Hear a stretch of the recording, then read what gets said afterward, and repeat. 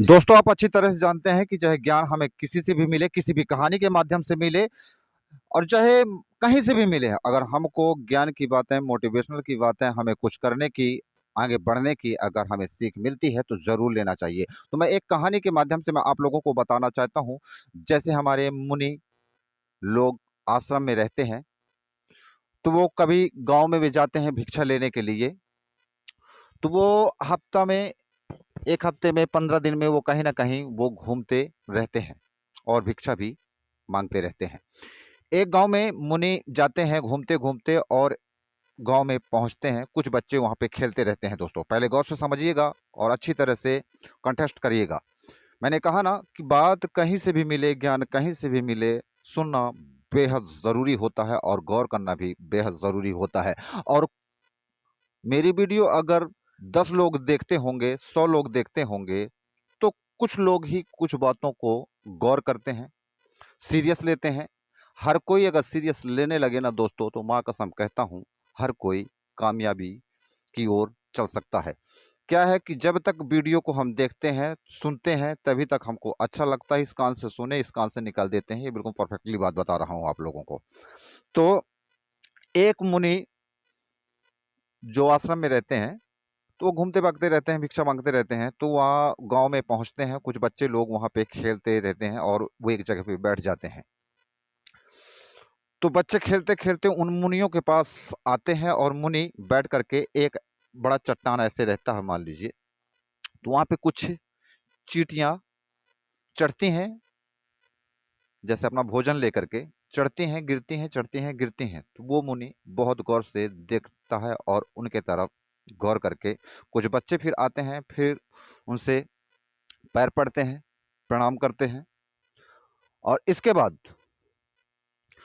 वो गुरु भी बातचीत करना चालू कर देते हैं उन बच्चों से।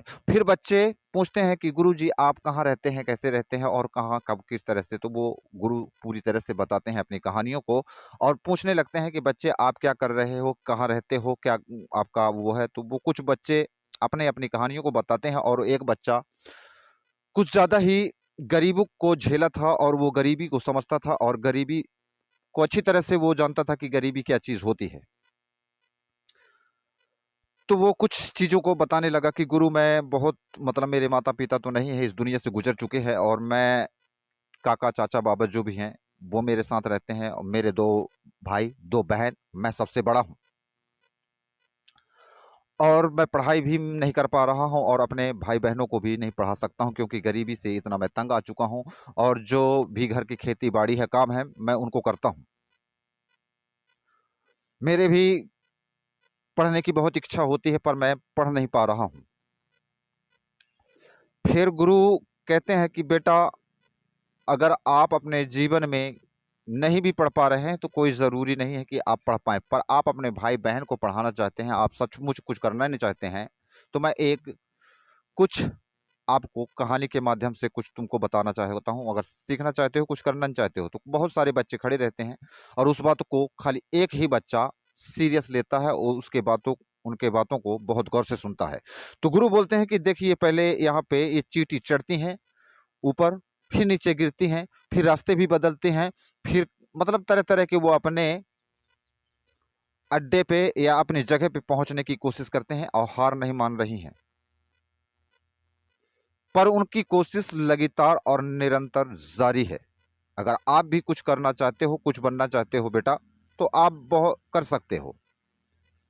आप खेती-बाड़ी को छोड़ कर के 2 पैसा कमाने की किसी की पहले तौर पर तो आपको गुलामी करनी पड़ेगी, दूसरे की मज़दूरी करनी पड़ेगी। वो लड़का उनकी बातों को सुनता है, गौर करता है और वो कम से कम 20 से 21 साल का लड़का रहता है वो। और वो सारी बातें गुरु को सुनता है और चला जाता है परदेस, शहर।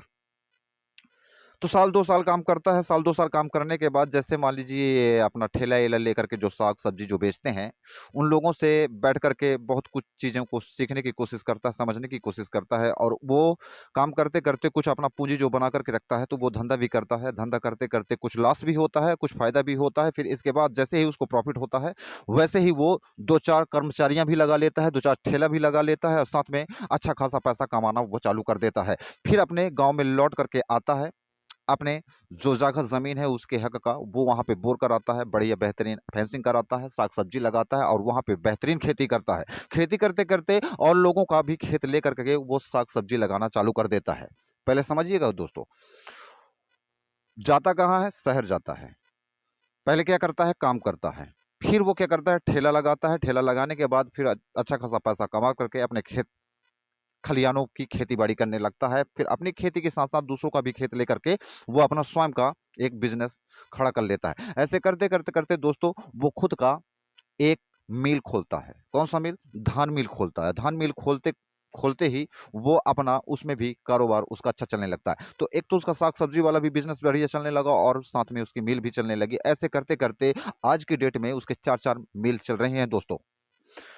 तो कभी भी आप अपने काम में जब भी आप लगन के साथ मगन के साथ करते हैं, ऐसा तो नहीं है कि उसने दिक्कतें नहीं झेली है, पीछे नहीं गया है, बैकअप नहीं हुआ, उसके भी जीवन में बहुत से ऐसे बैकअप आए हैं। तो कोई भी कहानी हो सकती है, किसी भी की कहानी के माध्यम से हम कुछ चीज़ों को समझने की भी कोशिश करते हैं। तो दोस्तों आप बताइए कि आज वो एक गरीब किसान का बच्चा था, उसके ना माता पिता थे, आज के डेट में उसके रियली में 4-4 मिल चलती हैं। तो महीने में वो खुद का करोड़ों रुपए कमाता है और पढ़ा लिखा कुछ नहीं है। जो पहली दूसरी जो भी पढ़ा होगा तो वो पढ़ाई ज़्यादा मायने नहीं रखती है, पर मायने रखती है आपकी हिम्मत, हौसला, लगन और मेहनत ही आपका सबसे रखता है आपका।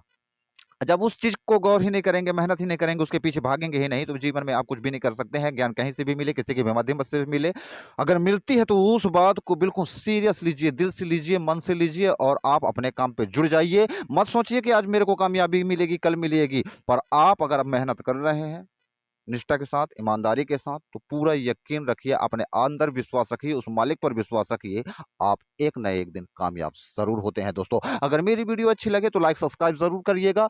कहानी चाहे किसी के भी माध्यम से सीखने के लिए मिले, पर हमें लेनी चाहिए, गौर करना चाहिए। तब तक के लिए जय हिंद, जय भारत।